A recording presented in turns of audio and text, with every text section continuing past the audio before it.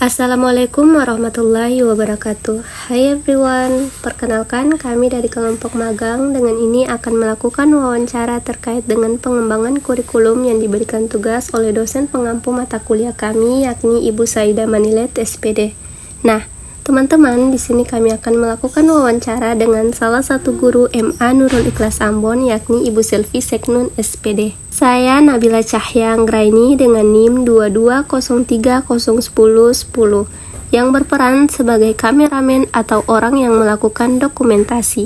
Dan dua teman saya yakni Siti Nurfadila Ohorela dengan NIM 220301003 dan Rizky Rehalat dengan NIM 220301020 yang bertugas sebagai pewawancara sekaligus notulen.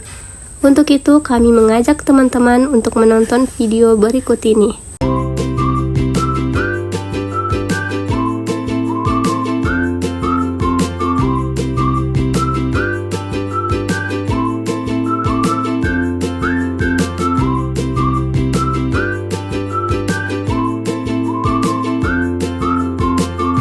Nah, teman-teman, di sini ada beberapa pertanyaan yang kami rancang untuk narasumber, yakni Ibu Salvia Seknun, SPD. Pertanyaan pertama yang kami tanyakan yakni, sejauh ini ya dong lakukan tuh kayak masak sampai kelas 10, kelas 11 itu masak. Itu masaknya di sini atau ada dia tempat? Oh, di sekolah. Jadi dia punya jadwal tersendiri, ada bahkan guru yang mengajarkan itu tersendiri ada lagi. Jadi setiap hari Sabtu jamnya itu bahkan sampai 5 jam. Jadi memang fokus itu untuk bikin punya proyek itu. Nah, teman-teman, for your information bahwa Ibu Salvia Seknun ini menganut pembelajaran akidah, akhlak, bahasa Arab, dan juga pembelajaran mulok. Sendiri. Tapi kalau yang kurikulum mereka ini kayak semuanya jadikan satu gitu. Jadi kalau misalnya pas semua itu udah kasih semuanya, sebenarnya dia punya pembelajarannya itu. Palingan di langkah-langkah pembelajaran sama materi yang disesuaikan. Nah, kemudian langkah-langkah pembelajaran juga tuh diubah. Terusnya yang harus dipatokan dengan yang di modul begitu. Jadi diubah lagi dia punya langkah-langkah pembelajaran. Jadi palingan disesuaikan dengan waktu. Kalau kita masuk paten jadi kalau 2 jam, 4 jam. Jadi nanti dia punya langkah-langkah sama dia punya materi saja disesuaikan dengan kondisi anak-anak.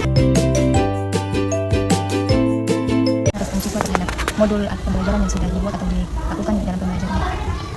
Untuk respon tentang pembelajaran, terkadang kan siswa ikut saja apa yang guru ajarkan. Kalau misalnya guru kasih, ya sudah berarti dong ikut saja begitu tuh.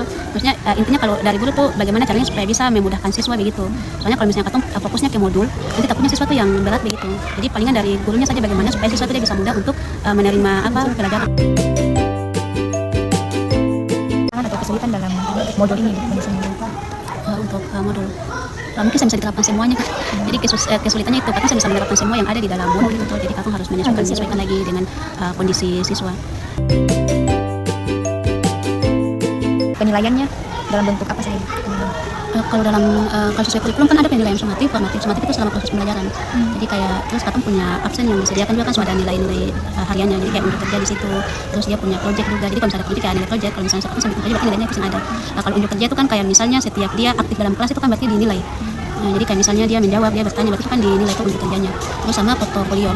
Jadi kalau sumatif itu pokoknya proses penilaian selama proses pembelajaran. Kalau formatif kan nanti di akhir, ulangan harian. Nah itu baru penilaian formatif. Jadi dua, sumatif sama formatif sesuai dengan kurikulum saja.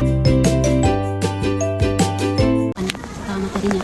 Karena kalau sebelumnya itu kan soalnya tuh buat bersama tuh, jadi guru-guru mata pelajaran setiap sekolah kumpul, terus soalnya kayak dibuat bersama. Nah, tapi kalau kesini kan soalnya tuh dibuat sama guru mapel sendiri. Tuh, jadi karena soalnya dibuat sama guru mapel, ya berarti terserah guru mapel begitu tuh dia mau kasih materinya apa begitu ke siswa-siswa. Nah, jadi kalau ibu sih itu materinya tentukan sendiri, terus cari yang lebih mudah, walaupun memang beberapa materi itu disesuaikan dengan kurikulum yang sekarang. Jadi untuk materinya ibu yang untuk ibu yang lebih tentukan sendiri materinya. Karena tadi nanti di akhir juga ternyata ibu yang buat soalnya, jadi mending terserah ibu. Tapi ada beberapa kali itu kayak dibuat sebagai perbandingan tuh untuk siswa.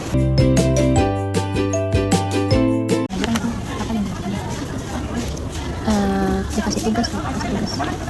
Ada remedial Ada, jadi remedial ada, kemudian tugas ada. Jadi kalau misalnya kalau untuk ibu sendiri gue saya tahu kalau guru-guru yang lain, tapi kalau untuk ibu sendiri tadi karena memang materinya tuh kayak dibuat mudah begitu. Itu kan tadi kalau misalnya ikut ibu kan materinya full, cuma kalau ibu kan ibu kayak cuma ambil sebagian saja begitu tuh. Jadi kayak usahakan siswa tuh dia bisa langsung menerima semuanya begitu supaya dia punya tujuannya tuh juga bisa tercapai, siswa bisa paham dengan materi yang diajarkan. Jadi tergantung guru saja sih dia bisa membuat materi itu dipahami oleh siswa atau siswa.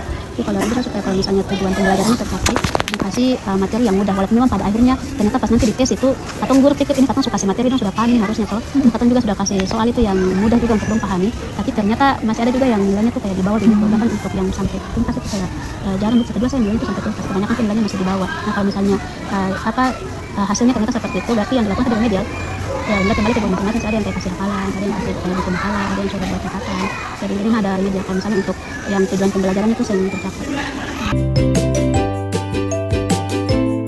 Kurikulum Merdeka, padahal di K13 deh, K13 kan ada isunya. Nah kalau kurikulum Merdeka ini yang ada lah, jadi sudah pokoknya fase E, fase F begitu. Jadi yang ada kelas-kelas, yang ada jurusan lagi, sama sudah satu.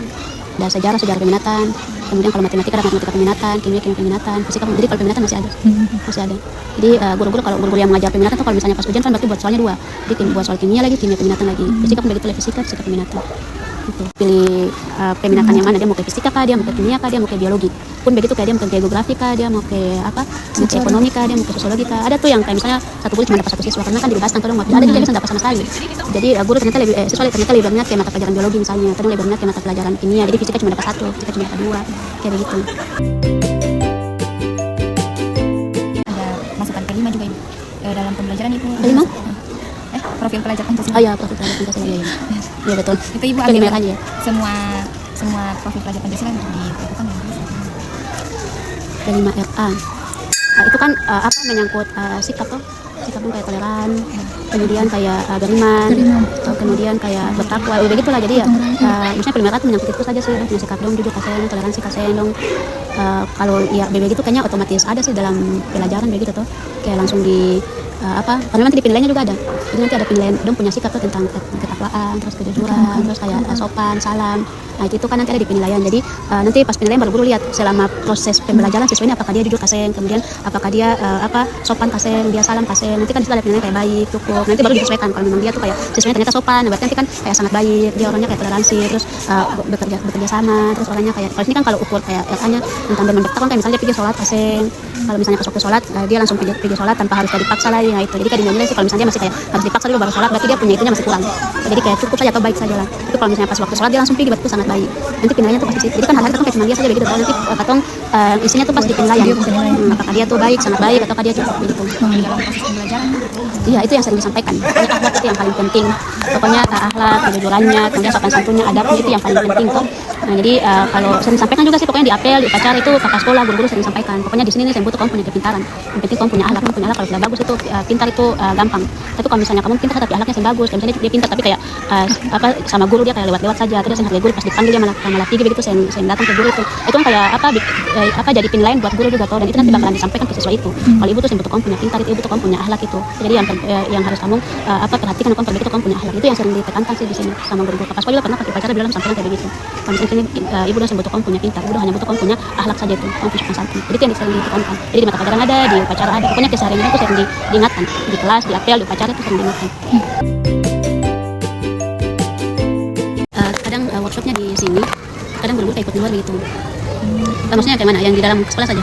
yang building yang sekolah buat atau Iya. Kalau di sekolah kayaknya pernah ada, maksudnya pernah ada, misalnya betul juga sempat ikut yang di sekolah. Terus kalau yang di luar kan sering, terus yang online juga. Kalian kemarin kayak baru dari Balai Diklat tuh, nah itu kan betul pelatihan di luar lagi. Sekolah apa itu? Kemarin kalau ibu itu sih multimedia di Balai Diklat di Leher, itu minggu. Nah, itu kan tergantung sih kalau misalnya ada panggilan untuk pelatihan berarti guru begitu, atau kemudian kayak misalnya di sekolah ada bikin kayak workshop atau pelatihan begitu, berarti nanti ikut juga guru-guru kayak kerjasama dengan sekolah kan kayak sebelumnya kita kayak yang Lansot, terus yang ada sekolah yang terdekat di sini kerjasama. Kalau workshop terkait dengan modul? Ya kalau itu kan sangat pengawas. Jadi kayak pengawas, terus pokoknya dari kantor lah datang untuk jelaskan ke guru tentang penerapan kurikulum Merdeka. Itu kan diajarkan semuanya. Yang tadi kayak P5 FA itu semuanya diajarkan.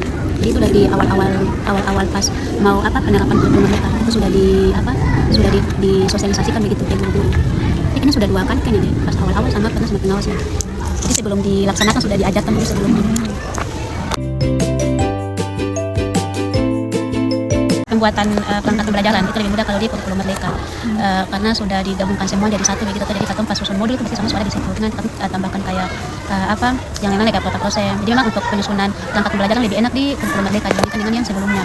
Terus untuk penilaian di rapot itu lebih mudah juga di kurikulum merdeka dibandingkan dengan sebelumnya. Pas sebelumnya tuh kayak keterampilannya full, jadi katong kayak satu-satu kayak banyak begitu tuh, capek lah pikir nilai satu-satu ini. Tapi kalau misalnya kurikulum merdeka ini cuma satu penilaian saja begitu, jadi lebih mudah, lebih simpel yang kurikulum merdeka untuk penilaian, untuk langkah pembelajaran.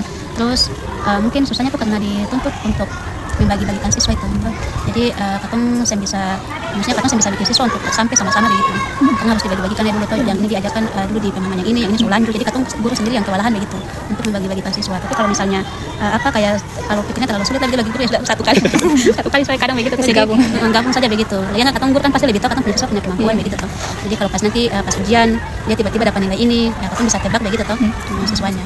Jadi kalau kurikulum merdeka enak di situ, di perangkat sama di penilaian lebih gampang begitu.